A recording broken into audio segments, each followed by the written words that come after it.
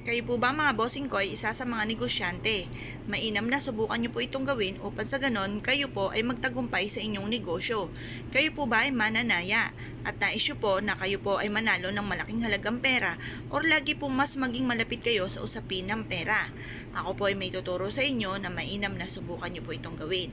Hugasan niyo po ang maraming barya po natin at pagkatapos patuyuin niyo siya sa sinag ng araw sa may silangan. At ito po ay hindi nyo tutuyuin, hayaan nyo siyang kusang matuyo.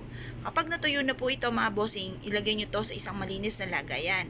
Inilagay ko po siya mga bossing ko sa isang kahoy. Kasi ang kahoy na ito ay nagmula sa kalikasan, ang dulot ay swerte.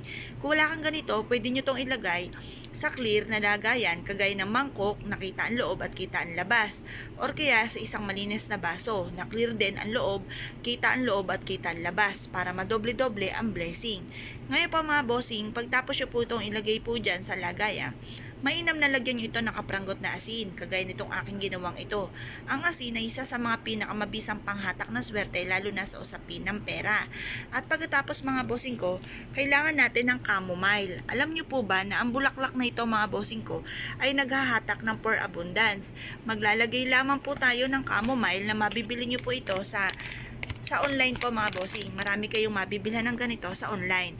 Maglalagay lang kayo ng mga ilang piraso na chamomile diyan po sa inyo pong lagayan sa may ibabaw po ng inyo pong barya at mag-wish po kayo sa may silangan.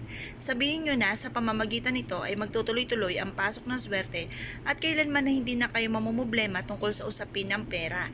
Lagi kang iaadya kung saan lagi po kayo ay suswertihin. Sabihin nyo na po ito na mula sa inyong pong puso na walang gamit na sana, direct to the point. Pagtapos na po kayo mag-wish mga bossing ko, ibilad nyo ito hanggang alas 8 ng umaga sa may silangan. Patapos nyo po itong ibilad ng alas 8, kunin nyo po ito at ilagay sa kwarto po ninyo or kaya sa altar or kaya sa center table ng inyong pong tahanan. Makakatulong po ito upang sa ganon kayo po ay swertihin sa pera.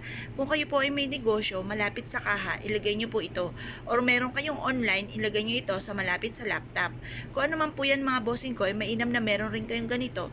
Saan man kayo tutungo at kumuha ka ng isang barya at lagyan ng konting bulaklak mga bossing. At ito po ay dalhin kahit saan kayo magtungo para lagi kayo susundan ng swerte lalo na sa pera. Kung kayo po ay naniniwala sa mga gatong mga pamamaraan at isa ka sa mga nagpaplano ng gumawa ng ganito, ito po isa sa mga pinaka-the best na dapat ay meron po tayo. Subukan nyo po itong gawin at good luck po sa inyong lahat!